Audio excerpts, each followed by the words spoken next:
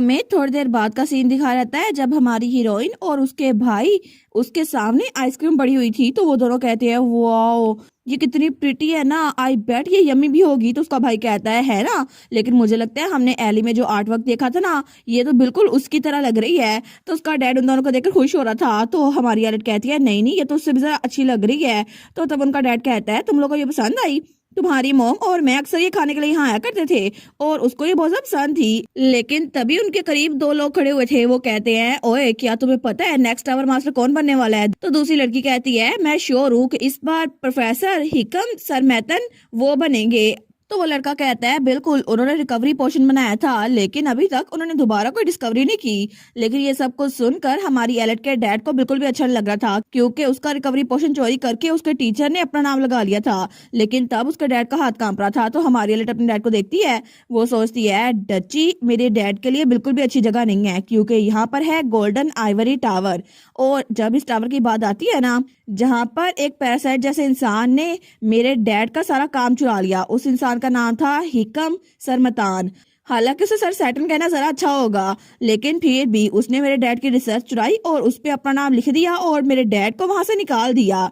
लेकिन तब अपना सर पकड़ते हुए सोचती है हालांकि मेरे डैड ने वो रेसिपी बनाई थी रिकवरी पोशन की, उसने नहीं बनाई थी। तो तब प्रिंस कहता है डैड आप ठीक तो है ना? तो उसका डैड कहता है क्या मैं? वो कहता है हाँ हाँ मैं बिल्कुल ठीक हूँ, ये तुम लोग खाओ ना ये पिघलने वाली है। लेकिन हम लोग क्या बात कर रहे थे? अरे हाँ तुम्हारी मॉम को ये डिजर्ट बिल्कुल पसंद नहीं था। लेकिन तब हमारी यहाँ सोचती है सच में इनके पास हर एक रीजन है इस जगह से नफरत करने की। लेकिन फिर भी यहाँ पर सिर्फ इसलिए आए क्योंकि हमने यहाँ आने की ख्वाहिश की थी। और डैड उसके बड़े खुश लग रहे थे। वो कहते हैं इसी तरह जैसे मैं तुम्हें खिला रहा हूँ ना तुम्हारी मॉम को भी ऐसे खिलाया करता था। तो हमारे सोचती है पावर ऑफ लव सच में रिमार्केबल है। लेकिन तब प्रिंस कहता है मॉम इसमें से कुछ भी नहीं खाती थी। तो उसका डैड कहता है नहीं नहीं उसको ये पसंद नहीं था लेकिन वो मेरे लिए यहाँ आया करती थी और तुम्हारी मॉम और मैं अक्सर डेट्स पे जाया करते थे। लेकिन जब तुम लोग 15 साल की होगे ना मैं तुम लोग को बाकी तब बताऊंगा। तो तब प्रिंस कहता है डैड मैं तो उस जगह पे जाना चाहता हूँ जहाँ पे हम लोग इकट्ठे रहा करते थे। तो उसका डैड कहता है अच्छा ये बात है फिर हम वहीं पर चलते हैं। लेकिन थोड़ी देर बाद वो लोग उस घर के सामने पहुंच गए थे जो कि बहुत ही ज्यादा खस्ता हाल लग रहा था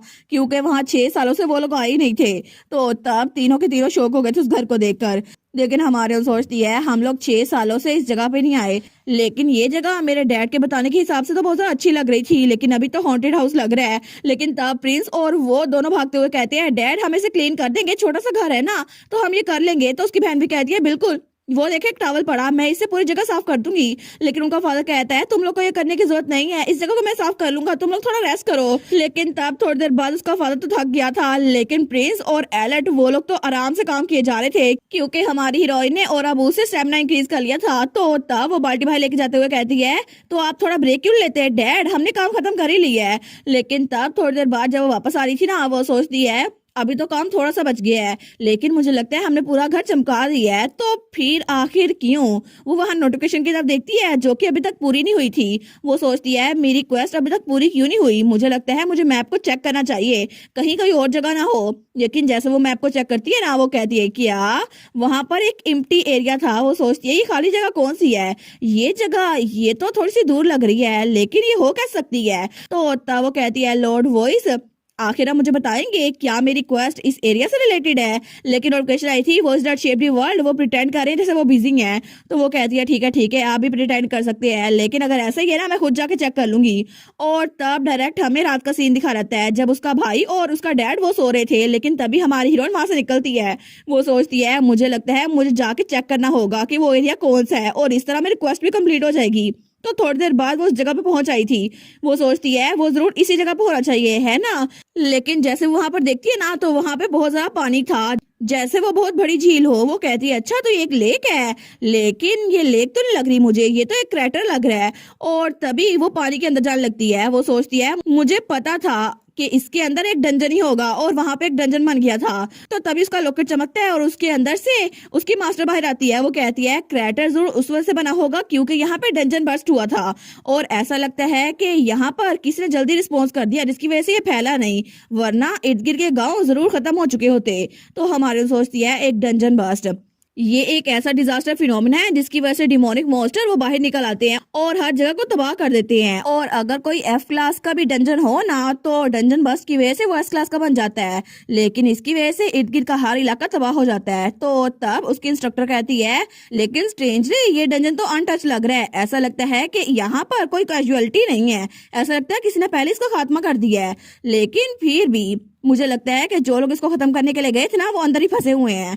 तो तब हमारी ओन कहती है अच्छा, लेकिन इसी वजह से किसी को इस बारे में पता नहीं चला। लेकिन तभी नोटिफिकेशन आई थी स्केल दैट जज दी सोल, वो voice that shape the world को घूर रहे हैं कि उन्होंने अपने फॉलोअर को इतनी डेंजरस जगह पे भेजा। तो तभी नोटिफिकेशन आई थी voice that shape the world, वो एक्सप्लेन कर रहे हैं कि इससे कोई मसला नहीं होगा क्योंकि सी क्लास का डंजन उसका बॉस पहले खत्म हो चुका है। और उसके बाद नोटिफिकेशन आई थी voice that shape the world ने कहा है कि आप उस खजाने को लूट सकती हैं। तो हमारी ओन सोचती है एस क्लास बॉस मॉन्स्टर पहले हार चुका है, फिर तो ये टेम्पटिंग लग रहा है, मुझे वहां जाना चाहिए। लेकिन तभी उसकी इंस्ट्रक्टर कहती है एलेट मुझे तुमसे एक फेवर मांगना है। तो वो कहती है क्या, कौन सा फेवर? तो उसकी इंस्ट्रक्टर कहती है क्या तुम मेरे लिए एक्सपीडिशन के रिमेन्स लेकर आ सकती हो, क्योंकि मैं चाहती हूँ कि डंजन से बाहर उनको दफनाया जाए। तो वो सोचती है बिल्कुल, इसकी मौत भी तो ऐसे ही हुई थी ना, इसने बाकी लोगों के लिए अपने आप को कुर्बान कर दिया था, ऐसा लगता है एग्नेस पे भी अप्लाई होता है। तो तब वो एग्नेस को देखती है तो एग्नेस बड़ी उम्मीद से उसकी तरफ देखती है, लेकिन हमारी कहती है मैं ये करूंगी एग्नेस, क्योंकि मुझे लगता है बहुत सारा टाइम गुजर गया है, लेकिन फिर भी हमें उनको सही से फेयरवेल करना चाहिए। तो तब एग्नेस तो बड़ी खुश हो गई थी, वो कहती है AILET thank you so much. वो सोचती है इसकी आईज ये चाहे लालच से भरी हुई क्यों ना हो, लेकिन फिर भी एक सेंट की कैंडिडेट है, इसका दिल तो गोल्ड का बना हुआ है। लेकिन तभी हमारी ओर आगे जाते हुए कहती है वेल तो ठीक है मैं चली, और तभी वहां से कूद जाती है और उसकी आंखें तो चमक रही थी। वो कहती है मेरा फ्री एस क्लास आइटम, लेकिन तभी वो तो उसके अंदर कूद रही थी। तो तब एग्नेस को जाते हुए देख रही थी, वो सोचती है इसकी आइस को देखकर तो लगता है ये लालच से भरी हुई है, ये मेरी मदद के लिए वहां जा नहीं रही, इसको कोई और चीज चाहिए थी पक्का, इसलिए वहां पे जा रही है। और तब थोड़ी देर बाद हमारी हीरोइन डंजन में पहुंच चुकी थी और अपनी तलवार से मॉन्स्टर्स को मार रही थी। तो तभी उसकी स्ट्रॉन्ग बॉडी लेवल इंक्रीज हो रहा था और उसकी बेसिक वुडन स्वॉर्ड मास्टर भी इंक्रीज हो रही थी। तो एग्नेस कहती है ऐसा लगता है कि तुमने इस मॉन्स्टर को एक ही बार में खत्म कर दिया। तो अब आगे बढ़ते हैं कैडेट एलेट, वो कहती है जी मैम, लेकिन तब वो लोग सी क्लास के डंजन में पहुंच चुके थे जो कि ब्लैक साल्ट का डिजर्ट था। तो तब हमारी वहां पर देखती है तो तभी उसके ऊपर बहुत बड़ा एक फॉसिल था। वो कहती है क्या ये मर चुका है, इसकी वजह से यहाँ इसका फॉसिल बन गया है? तो एग्नेस कहती है हाँ ऐसा हो सकता है, मुझे लगता है ये डिमोनिक ड्रैगन था, लेकिन फिर भी हमें पता करना होगा ये है क्या चीज। तो हमारे कहती है सिस्टम विंडो, लेकिन तभी सिस्टम विंडो ओपन होते होते बंद हो जाती है। वो कहती है मुझे लगता है यहाँ पे टाइम बाहर की दुनिया के हिसाब से जल्दी चल रहा है। तो तब एग्नेस कहती है इतना बड़ा डिफरेंस है, लेकिन तब हमारी एलेट उस फॉसिल के दरमियान से गुजर रही थी। वो कहती है ये जरूर ओल्ड होगा, लेकिन ये डिमोनिक ड्रैगन का हो सकता है, तो हम चलते हैं, मे भी यहाँ पर कुछ हो। लेकिन तब वो लोग आगे बढ़े थे तो तब वहां पर आंधी चलने लग जाती है। तो तभी नोटिफिकेशन आई थी आप पहुंच चुकी है barrier of the black temple में। तो तब एग्नेस कहती है मुझे लगता है हमें वापस लौट जाना चाहिए क्योंकि अभी ये आंधी बहुत तेज चलने वाली है। तो हमारी कहती है नहीं फिक्र ना करो, मेरे पास चीट कोड है। तो एग्नेस कहती है चीट कोड? तो हमारी उनके सामने मैप आ गया था। वो सोचती है मेरे पास सिस्टम मैप विंडो है ना, तो मैं इसके जरिए आगे जा सकती हूँ। लेकिन तभी आगे जाते जाते वो किसी चीज से टकराती है और धड़म से नीचे गिर जाती है। वो कहती है उप्स। तो तब एग्नेस कहती है एलेट ठीक तो हो ना? वो कहती है हाँ मैं ठीक हूँ, लेकिन एग्नेस कहती है ऐसा लगता है कि तुम किस चीज से टकराई हो, लेकिन ये क्या चीज है? तभी वो चीज हिलने लग जाती है। तो एग्नेस कहती है जरा गौर से देखो, ये किसी सैंड की आवाज नहीं लग रही। तो हमारी कहती है ये तो तभी किसी इंसान की आवाज आई थी और वो वही ओल्ड मैन था जो कि सैंड के अंदर धंसा हुआ था। वो कहती है ग्रैंडपा ज़ोंबी, ये तो ज़ोंबी है ना? लेकिन तब एग्नेस कहती है नहीं ये जिंदा है, जरा इसको गौर से देखो। तो हमारी कहती है क्या आप ठीक है, क्या आप मुझे सुन सकते हैं? वो कहता है नहीं मुझे भूख लगी है। वो तो रोने वाला हो गया था। वो कहता है इस तरह तो मेरे मसल्स गायब हो जाएंगे, मुझे कुछ खाने के लिए दे दो। लेकिन दोनों ही हैरान हो गई थी। तो तब एग्नेस कहती है आखिर इसके साथ मसला क्या है, अगर इसको हम ऐसे छोड़ देना तो क्या पता आफ्टर लाइफ में से कोई चीज मिल जाए। तो हमारी कहती है नहीं ऐसा कुछ करने की जरूरत नहीं है। और तब अपने बैग से एक चॉकलेट निकालती है और कहती है ग्रैंडपा आप इसको खा लें। तो तब एग्नेस कहती है ये बिल्कुल भी कॉशियस नहीं लग रहा, मुझे लगता है ये खा पाएगा। लेकिन ग्रैंडपा ने वो चॉकलेट खा ली थी और वो तो बड़ा खुश हो गया था। लेकिन तब वो कहता है ये तो परफेक्ट है, लेकिन अगर पीने के लिए इसके साथ कुछ होता ना जो शुगर के बगैर होता फिर तो काम बन जाता। तो एग्नेस कहती है ये तो ऑर्डर भी चला रहा है। लेकिन थोड़ी देर बाद वहां पे बहुत सारी पोशंस की बोतल्स वो खाली पड़ी हुई थी। तो तब ग्रैंडपा उठ के बैठता है। वो कहता है फाइनली मेरी आंखें खुल गई, थैंक यू सो मच। लेकिन जैसे वो हमारी एलेट को देखते हैं ना, वो कहता है तुम तुम तो मेरी बेटी हो एल्थिया। तो हमारी कहती है क्या, तो वो जल्दी से उसको गले लगा लेता है। वो कहता है मुझे पता था तुम यहीं पर होगी। तो हमारी एलिट कहती है क्या हो गया आपको, मैं आपकी बेटी नहीं हूँ। लेकिन ग्रैंडपा वो तो कहीं जा रहा था, मैंने तुम्हें पिछले 2 महीने से ढूंढा इस डंजन के अंदर, लेकिन फाइनली तो मुझे मिल गई। तो हमारी कहती है ग्रैंडपा मेरा नाम एलिट है, एल्थिया नहीं, और आप मुझे कोई और इंसान समझ रहे हैं। तो तब एग्नेस भी कहती है बिल्कुल, मेरे कैडेट को भी छोड़ दो। लेकिन तब ग्रैंडपा उसको छोड़ते हुए कहता है कि यार तुम एल्थिया नहीं हो। लेकिन तब उसको देखकर सोचता है अरे हाँ, मेरी बेटी जब घर से गई थी तब तो वो एक अडल्ट बन चुकी थी ना, लेकिन ये बच्ची सेम टू सेम एल्थिया की तरह दिखती है, फिर भी ये तो बहुत ज्यादा छोटी है। तो वो कहता है अच्छा मैं समझ गया, लेकिन मेरी बेटी अभी तक मिसिंग है। तो हमारी हीरोइन कहती है कि आप 2 महीनों से बिना खाए पिए यहाँ पर घूम रहे हैं। वो कहता है हाँ हाँ बिल्कुल, लेकिन मैं जिस इंसान को ढूंढ रहा था मुझे पता चला था वो यहीं पर आखिरी बार देखी गई है। तो हमारी हीरोइन कहती है फिक्र ना करे ग्रैंडपा, मुझे एक रास्ता पता है और मैं आपको सेफ जगह पर लेके जाऊंगी, आप मुझ पे काउंट कर सकती है। तो तब ग्रैंडपा उसको देखते हैं, वो थोड़ा सा शॉक हो गया था। उसको किसी की याद आती है, एक बच्ची जो कि यही कह रही थी मैं एक डिपेंडेबल हेरस बन के रहूंगी और आपको सेफ रखूंगी। लेकिन तब वो हल्का सा मुस्कुराकर सोचता है इस बच्ची को देखकर मुझे एल्थिया की याद आ रही है। तो तब वो हमारी एलेट को उठा लेता है। वो कहती है क्या, लेकिन तभी जब वो देखती है ना तो वो तो उस ग्रैंडपा के कंधे पे बैठी हुई थी।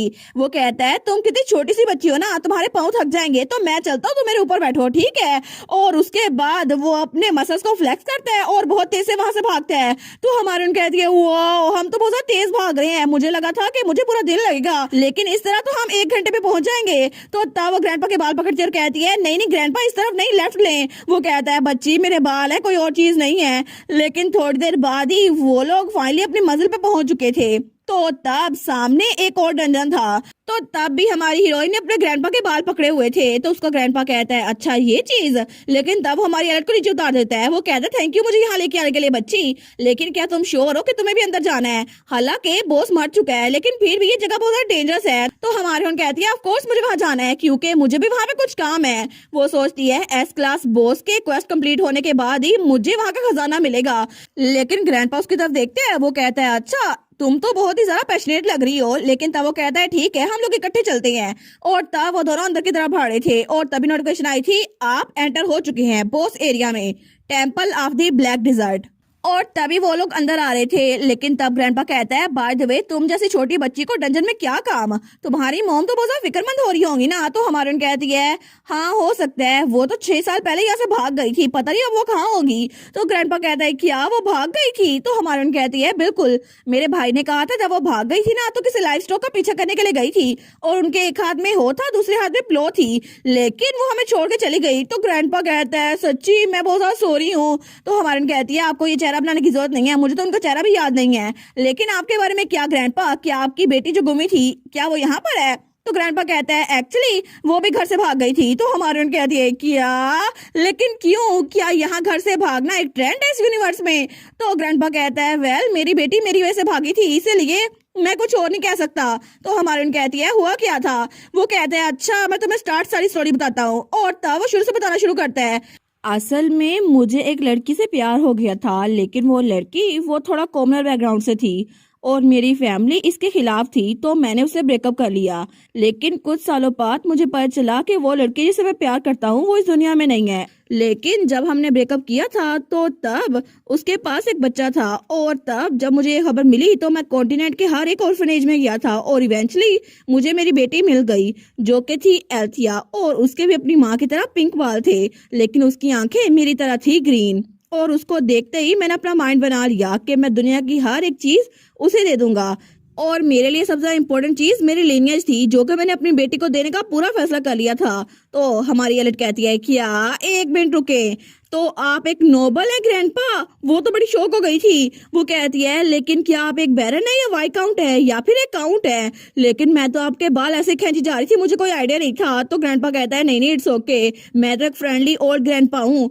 तो तब वो कहानी कंटिन्यू करते हुए कहता है एनीवेज मैंने अपनी बेटी को हर एक चीज दी और उसको वहां पर ले आया जहां मैं रहता था, और मैंने उसको एजुकेट करना शुरू कर दिया ताकि वो मेरी वारिस बन सके। लेकिन फैमिली टीचिंग बहुत ज्यादा स्ट्रिक्ट थी और तब उसके नाक से खून बह रहा था। लेकिन फिर भी एल्थिया उसने स्टडी नहीं छोड़ी, उसने कोई भी चैलेंज अपने सामने कबूल किया और किसी को पीछे नहीं छोड़ा।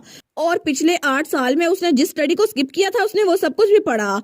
लेकिन तब सिचुएशन थोड़ी सी वर्स हो गई क्योंकि उसका फादर यानी कि मैं बहुत ज्यादा कोल्ड और हार्श था और तब उसके पीछे मेड्स भी खड़ी थी। लेकिन तब वो एल्थिया के पास आता है, वो सोचता है मुझे पता नहीं था मुझे अपनी बेटी को प्यार कैसे जाहिर करना है क्योंकि मेरे पेरेंट्स ने कभी भी मुझे प्यार जाहिर नहीं किया, इसीलिए। तो तब उसकी बेटी उसके सामने खड़ी थी, वो कह दिया फादर मैं आपसे पूरी कोशिश करूंगी कि मैं आपकी एक अच्छी वारिस बन सकूं और आपको सेफ रख सकूं, तो आप मुझ पे काउंट कर सकते हैं। लेकिन तब ड्यूक कहता है एल्थिया सर्वेंट्स देख रहे हैं और ऐसी फॉर्मेलिटी से रिफ्रेन करो, मुझे तुम फादर ना बुलाया करो।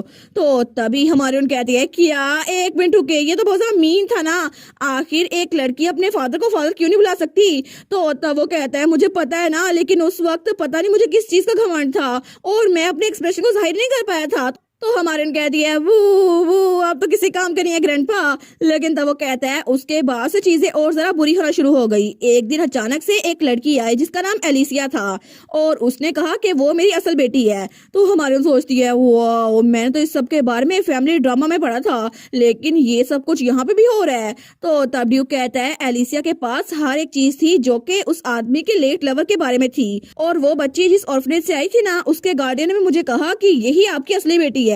लेकिन उसके अलावा वो बच्ची एलिसिया वो सेम टू सेम मेरे लेट लवर की तरह दिखती थी और उस जैसी बातें करती थी, लेकिन उसके बाल वो कम पिंक थे।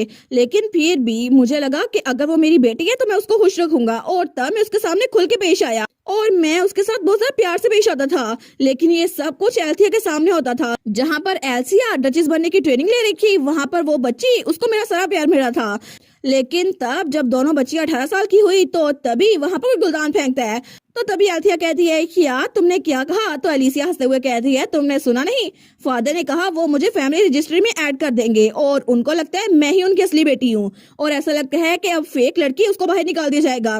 तो ये सुनकर एल्थिया बहुत ज्यादा शौक हो गई थी। तभी वो अपने फादर के पास आती है, वो कहती है फादर आखिर ये क्या बात सुन रही हूँ मैं। तो उसका फादर कहता है एल्थिया तुम्हारे मैनर्स कहाँ पर है। वो कहती है फादर क्या ये सच में सच है, आप एल्सिया को फैमिली में ऐड करने वाले हैं, लेकिन अगर आप उसे फैमिली में रखेंगे तो मेरा क्या होगा और आपको सच में लगता है कि मैं आपकी फेक बेटी हूँ। और तब उसकी आंखों में आंसू आ रहे थे। लेकिन ड्यूक तो बड़ा गुस्से में था, वो कहता है एल्थिया तुम कितनी फुलिश हो ना, नैरो माइंडेड भी हो, आखिर तुम एक बच्चे की तरह एक्ट क्यों कर रही हो, क्या फ्यूचर डचेस को ऐसे बिहेव करना चाहिए। तो तब एल्थिया वो बहुत ज्यादा शौक हो गई थी, वो सोचती है मेरे फादर मुझ पे चिल्ला रहे हैं। तो तब अपने हाथ खींचते हुए कहती है ठीक है आप कभी भी मुझसे खुश नहीं हुए फादर, मैं जानती हूँ, इसी वजह से आपने डिसाइड कर ली है, आपने एलिसिया को चुन लिया है मेरी बजाय। लेकिन आप जो कुछ मर्जी करें, मैं तो पहले यूजर्स बन चुकी हूँ ना, तो फिर आपकी फैमिली की रेपुटेशन का मेरे साथ कोई ताल्लुक नहीं है और अब मैं यहाँ से निकलती हूँ। तो तब उसका फादर उठते हुए कहता है एल्थिया ये तुम क्या कह रही हो। तो एल्थिया कहती है आपको गुस्सा आ रहा है, लेकिन मैं तो आपकी बेटी हूँ भी नहीं, तो आखिर आपको मुझ पे गुस्सा क्यों आ रहा है। तो इसीलिए मैं आपकी जिंदगी से हमेशा हमेशा के लिए निकल जाऊंगी और वैसे भी मेरी तरफ से आपको जो भी डिसऑनर होगा ना, मैं उससे अपने आप को गायब कर लूंगी। तो उसका फादर कहता है क्या एल्थिया वापस आओ अभी इसी वक्त। लेकिन एल्थिया उसी वक्त मुझे छोड़ के जा चुकी थी और तब उसका फ्लैशबैक खत्म होता है। वो कहता है मैं कभी भी अपनी बेटी को दूर नहीं भेजा चाहता था, लेकिन मुझे लगा था वो दोनों मेरी बेटियां हैं, लेकिन फिर भी मैं एल्थिया पे थोड़ा हार्शर था क्योंकि मैं चाहता था कि वो फैमिली को इनहेरिट करे। लेकिन फिर एल्थिया चली गई और एलिसिया के बारे में मुझे बाद में पता चला वो एक फ्रॉड थी जो कि मेरी दौलत के पीछे थी और मेरे लिनियज के पीछे। तो हमारन कहती है वाओ, अगर मैं एल्थिया की जगह होती ना मैं भी घर से भाग जाती। तो ग्रैंडपा कहता है मुझे पता है, लेकिन ये मेरी इंटेंशन नहीं थी ना, अगर एल्थिया मुझे समझ पाती तो ये सब कुछ उसी के लिए था। लेकिन हमारन कहती है आखिर वो कैसे समझ पाती, आपने कभी भी उस पर ट्रस्ट नहीं किया एक फैमिली की तरह। वो कहता है मुझे पता है। तो हमारन कहती है आप तो एक फ्रॉड को फेवरेट खेल रहे थे और आपकी अपनी बेटी वो आपसे दूर हो गई। अगर आपकी बेटी की जगह कोई भी रीडर होता ना तो वो आपको छोड़ के चला जाता, क्योंकि नावल ऐसे चलते हैं। वो कहता है मुझे समझ नहीं आ रही तुम क्या बात कर रही हो, लेकिन बहुत ज्यादा हार्श लग रहा है। तो हमारी कहती है आपको समझने की जरूरत भी नहीं है। लेकिन तब वो आगे जाते हुए कहती है इसी वजह से फैंटेसी रोमांस नॉवेल्स उसके कैरेक्टर तो ऐसे ही होते हैं। लेकिन तभी ग्रैंडपा कहता है मिले रुको सही। तो तभी हमारी वहां पर रुक जाती है। वो कहती है क्या ये सारे के सारे जो हमारे सामने स्कल्पचर्स हैं, क्या ये सारे मॉन्स्टर्स हैं जो फ्रीज हो गए हैं और वहां पे बहुत सारे मॉन्स्टर्स थे। वो कहती है ये सारे के सारे पत्थर बन चुके हैं। लेकिन तभी ग्रैंडपा उसको कोई नजर आता है। वो कहता है एल्थिया, और वहां पे एक पत्थर की मूर्ति थी जो कि एक लड़की की थी और उसके एक हाथ में हो और दूसरे हाथ में प्लो था। तो वो जल्दी से उस लड़की के पास भाग के जाता है। वो कहता है नहीं नहीं ऐसा नहीं हो सकता, एल्थिया मेरी बेटी प्लीज होश में आओ, ऐसा नहीं हो सकता, मैं तुम्हें ऐसी फेयरवेल नहीं कह सकता। लेकिन हमारे सोचती है ग्रैंडपा इनको अपनी बेटी मिल गई, ये कितना हार्ट ब्रोकन है ना। तो तभी उसके लॉकर से आवाज आई थी, बिल्कुल मुझे लगा नहीं था कि उस लड़की ने खुद ही पूरे डंगर का खात्मा कर दिया होगा, वो तो बहुत ज्यादा पावरफुल होगी ना। तो हमारे कहती है हाँ मुझे भी ऐसा लगता है कि वो लड़की इतनी पावरफुल थी जिसकी वजह से उसने इस डंजन को ब्रेक नहीं होने दिया। लेकिन तभी वो सोचती है एक मिनट, इसके हाथ में क्या पकड़ा हुआ है, एक हो और एक प्लो। लेकिन तभी उसे आता है जब प्रिंस ने कहा था जब मॉम जा रही थी ना तो उनके एक हाथ में हो था और दूसरे हाथ में प्लो था, और तभी ग्रैंडपा ने भी जिस लड़की को पकड़ा हुआ था ना उनके हाथ में भी यही कुछ था। वो कहती है किया कहीं ये वही तो नहीं, तो वो चिल्ला कहती है मोम। लेकिन तभी ग्रैंडपा डर जाता है, वो कहता है किया तुमने क्या बोला। तो हमारे उन कहती है मोम, ये तो मेरी मोम है। तो तब ग्रैंडपा कहता है मोम, क्या तुमने मेरी बेटी को मोम बोला, क्या इसका मतलब है। तो हमारे उन कहती है वेल जब मेरी मोम घर से भागी थी ना तो मेरे भाई ने कहा था उनके एक हाथ में प्लो है दूसरे हाथ में हो है, लेकिन ये लड़की इसके हाथ में भी यही सब कुछ है और उन्होंने नाइट गाउन पहना हुआ था जब वो रात को गई थी। लेकिन तब वो सोचती है इसका मतलब है ये लेडी ये असल में मेरी मोम ही है। लेकिन तभी जल्दी से ग्रैंडपा आता है, उसे पकड़ लेता है, उसे उठा लेता है। वो तो बहुत ही ज्यादा शॉक हो गया था और उसका सैड जॉयफुल ऑकवर्ड और शॉकिंग मोमेंट था, वो सब कुछ एक साथ हो रहा था। वो कहता है मुझे यकीन नहीं होता मेरी एक ग्रैंड डॉटर भी है। लेकिन तब हमारी हीरोइन कहती है ग्रैंडपा मुझे पता है ये बहुत अनएक्सपेक्टेड रियूनियन है, लेकिन फिर भी मुझे आपको पहले कुछ बताना है। ये लेडी मेरा मतलब है मेरी मोम, उनको पत्थर का बना दिया गया है, लेकिन मुझे नहीं लगता कि उनको कोई चोट आई है। इसका मतलब है कि किसी ने उनको पत्थर का बनाया है। लेकिन तभी ऊपर देखती है तो वहां पे एक आंख थी जिसको आधा काट दिया गया था। तो तब वो सोचती है बिल्कुल मुझे लगता है कि ये जॉइंट आई इसी की वजह से सब पे कट्स हो गया और सब पत्थर के बन गए हैं। तो नोटिफिकेशन आई थी आई ओवरसी ऑल कियोस, वो अपनी आंख को टच कर रही है और कह रही है जरूर दर्द किया होगा। लेकिन तभी हमारे उन कहती है फिर ये तो अच्छी खबर है ना क्योंकि मैं मॉम को ठीक करके रहूंगी। तो तब वो कहती है मॉम जिंदा बच जाएंगी, मैं इस कर्ज को तोड़ सकती हूँ। तो ग्रैंडपा कहता है सच में तुम ये कर सकती हो। तो हमारे उन कहती है इसके अलावा एक और चीज भी, प्रॉमिस करें आज आप जो भी देखेंगे ना किसी और को नहीं बताएंगे। वो कहता है ठीक है मैं प्रॉमिस करता हूँ इसको सीक्रेट रखूंगा, लेकिन पक्का तो मुझे बताओ है क्या। वो कहती है फिर ये तो प्रॉमिस है ना। लेकिन तभी अपनी मॉम के सामने जाती है और सोचती है ये कर्ज जिसकी वजह से मेरी मोम पत्थर की बनी है ना, मैं इसको तोड़ के रहूंगी। और तब अपनी आंखें बंद करती है और सोचती है मुझे सबसे पहले अपनी डिवाइन पावर को यूज करना होगा। और तभी वो अपनी आंखें खोल के कहती है डिवाइन एडवेंट, और तभी उसके बालों का रंग चेंज हो रहा था। लेकिन तब ग्रैंडपा कहता है क्या तुम डिवाइन पावर को यूज कर सकती हो, क्या तुम्हारे पास सेंट की पावर है। वो कहती है बिल्कुल मेरे पास ये पावर है और मैं मॉम को ठीक करके रहूंगी। और तभी उसने सर्च किया था ओमनीसेंस, ऐसी स्किल सर्च करो जिसकी वजह से ये पेट्रिफिकेशन कार्ड से टूट जाए। तो सर्च कंप्लीट हो गई थी और advance skill baptism of purification आ गई थी। तो वो कहती है ओमनीपोटेंस बैप्टिज्म ऑफ प्यूरिफिकेशन ये मेरी मॉम पर करो। और तभी उसकी मॉम पे वो मैजिक हो रहा था जो कि लेवल 46 का था। तो तब उसकी मॉम वो पत्थर से बिल्कुल इंसान बन रही थी और तभी वो सारे का सारा पत्थर पिघल गया था और उसकी मॉम होश में आ गई थी। तो तब ग्रैंडपा कहता है सच में ये काम कर गया, मेरी बेटी वो सच में जिंदा है। लेकिन हमारे सोचती है ये काम कर गया कितना अच्छा हुआ ना। तो तभी उसकी मॉम उसके मुंह में कुछ था तो वो कहती है ये कितना साल्टी है ना क्योंकि वो पत्थर साल्ट का बना हुआ था। लेकिन तभी वो कहती है कितना गंदा टेस्ट है ना, अगर मुझे पता होता ना तो मैं कभी यहाँ पर ना आती। लेकिन तभी हमारी हीरोइन तो शौक खड़ी वहां पर देख रही थी उसको। तो उसकी मॉम वो कहती है क्या तुम एलेट हो। तो हमारी कहती है मैं वो। तो वो जल्दी से हमारी एलेट के पास आती है और कहती है एलेट एली तुम इतनी बड़ी कैसे हो गई, तुम्हारे बाल सारे के सारे सफेद कैसे हो गए, मुझे ये तो बताओ। लेकिन फिर भी मेरी बच्ची इतनी बड़ी हो गई है, मैंने उसके चाइल्डहुड को गवा दिया, आखिर तुम कितने साल की हो मेरी प्यारी बेटी।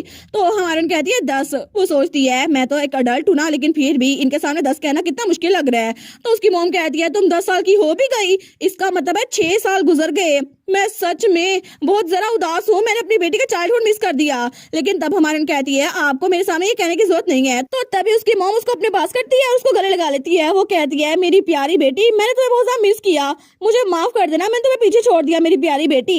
लेकिन जब मैं वहां नहीं थी तो क्या तुम्हें उदास लग रहा था, क्या तुम अकेली थी, क्या तुमने अपनी मॉम को मिस किया। और तभी हमारी हीरोइन को अपनी पास्ट लाइफ की याद आती है जब वो बिल्कुल अकेली रहा करती थी। वो सोचती है ये फीलिंग कितनी ज्यादा अजीब लग रही है ना, मेरी मॉम ने मुझसे पूछा है क्या मैं उनको मिस करी थी, लेकिन मेरी तो पहले कभी मॉम थी ही नहीं ना। और ये फीलिंग कितनी ज्यादा वार्म और कोजी लग रही है ना। तो वो भी अपनी मॉम को कस के गले लगा लेती है। वो सोचती है आखिर मेरा दिल क्यों कर रहा है कि मैं भी रोना शुरू कर दूं। तो उसकी मॉम कहती है एली आखिर तुम मुझे सैड क्यों दिख रही हो। तो हमारी कहती है नहीं मुझे बस कुछ याद आ गया था। तो उसकी मॉम कहती है ठीक है मेरी प्यारी बेटी, मैं प्रॉमिस करती हूँ मैं दोबारा ऐसा कभी कुछ नहीं करूंगी।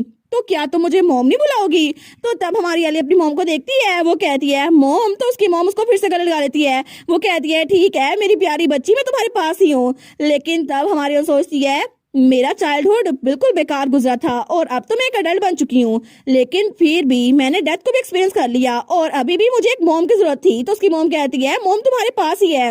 और हमारी ओर सोचती है मेरे दिल में तो ऐसा लगता है जैसे फूल खिल रहे हैं, मेरी मॉम का होना यहाँ पे कितना अच्छा है ना। लेकिन तभी पीछे से ग्रैंडपा वो कहता है एल्थिया।